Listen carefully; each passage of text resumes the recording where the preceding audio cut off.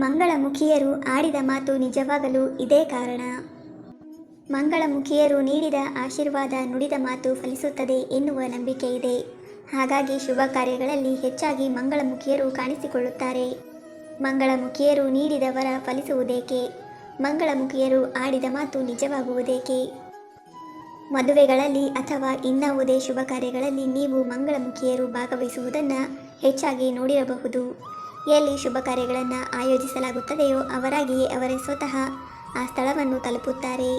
ಧಾರ್ಮಿಕ ನಂಬಿಕೆಗಳ ಪ್ರಕಾರ ಅವರ ಬಾಯಿಂದ ಬರುವ ಆಶೀರ್ವಾದ ಅಥವಾ ಶಾಪಗಳು ಎಂದಿಗೂ ಸುಳ್ಳಾಗುವುದಿಲ್ಲ ಎಂಬ ನಂಬಿಕೆ ಇದೆ. ಅದಕ್ಕಾಗಿಯೇ ಜನರು ತಮ್ಮ ಎಲ್ಲ ಆಸೆಗಳನ್ನು ಪೂರೈಸಿಕೊಳ್ಳಲು ಅವರ ಆಶೀರ್ವಾದವನ್ನು ಪ್ರೇರಕವಾಗಿ ಬಯಸುತ್ತಾರೆ. ಆದಾಗ್ಯೂ ಮಂಗಳಮುಖಿಯರು ನೀಡಿದ ಆಶೀರ್ವಾದಗಳು ಎಂದಿಗೂ ಸುಳ್ಳಾಗಲು ಸಾಧ್ಯವಿಲ್ಲ ಎಂದು ಕೆಲವೇ ಜನರಿಗೆ ತಿಳಿದಿದೆ. ಯಾಕೆ ಮಂಗಳಮುಖಿಯರು ನೀಡಿದ ಆಶೀರ್ವಾದ ಸುಳ್ಳಾಗುವುದಿಲ್ಲ ಗೊತ್ತೇ? ಅವರು ಆಶೀರ್ವಾದ ನೀಡಿದರೆ ಖಂಡಿತ ಅದು ಈಡೇರುವುದೇ.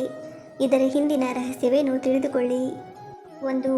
ರಾಮನಿಗಾಗಿ 14 ವರ್ಷಗಳ ಕಾಲ ಕಾದು ಕುಳಿತ ಮಂಗಳಮುಖಿಯರು.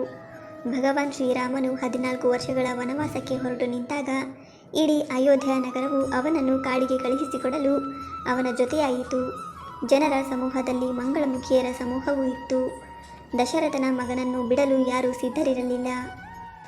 ಎಲ್ಲರೂ ಕಾಡಿನತ್ತ ತನ್ನನ್ನು ಹಿಂಬಾಲಿಸುತ್ತಿರುವುದನ್ನು ನೋಡಿದ ಶ್ರೀರಾಮನು ಎಲ್ಲರಿಗೂ ಪ್ರೀತಿಯಿಂದ ಹೇಳಿದನು, ಎಲ್ಲ ಪುರುಷರು ಮತ್ತು ಮಹಿಳೆಯರು ತಮ್ಮ ತಮ್ಮ ಮನೆಗಳಿಗೆ ಹಿಂತಿರುಗಿ, ನಾನು ನನ್ನ ವನವಾಸವನ್ನು ಮುಗಿಸಿ ಆದಷ್ಟು ಬೇಗ ಹಿಂದಿರುಗಿ ಬರುತ್ತೇನೆ ಎಂದು ಹೇಳುತ್ತಾನೆ. ಇದನ್ನು ಕೇಳಿದ ಎಲ್ಲ ಪುರುಷರು ಮತ್ತು ಮಹಿಳೆಯರು ತನ್ನ ಪ್ರಭು ಶ್ರೀರಾಮನ ಆಜ್ಞೆಯ ಮೇರೆಗೆ ತಮ್ಮ ತಮ್ಮ ಮನೆಗಳಿಗೆ ಹಿಂದಿರುಗಿ ಹೋದರು. ಆದರೆ ಮಂಗಳಮುಖಿ ಸಮುದಾಯದ ಜನರು ಅಲ್ಲಿಯೇ ನಿಂತು 14 ವರ್ಷಗಳ ಕಾಲ ರಾಮ ಬರುವುದನ್ನು ಕಾದು ಕುಳಿತಿದ್ದರು. 2.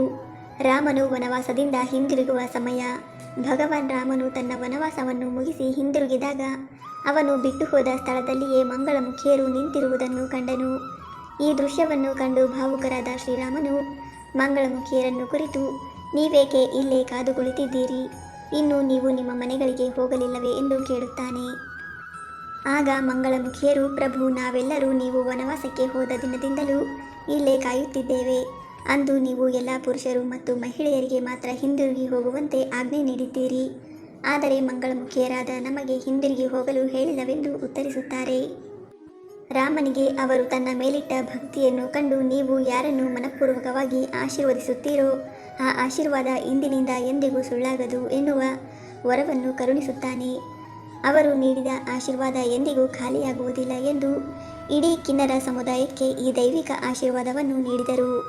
ಈ ಕಾರಣಕ್ಕಾಗಿಯೇ ಇಂದಿಗೂ ಮಂಗಳಮುಖಿಯರು ಶುಭ ಕಾರ್ಯಗಳಲ್ಲಿ ಪ್ರಾರ್ಥನೆ ಮತ್ತು ಆಶೀರ್ವಾದ ನೀಡಲು ಬಯಸುತ್ತಾರೆ.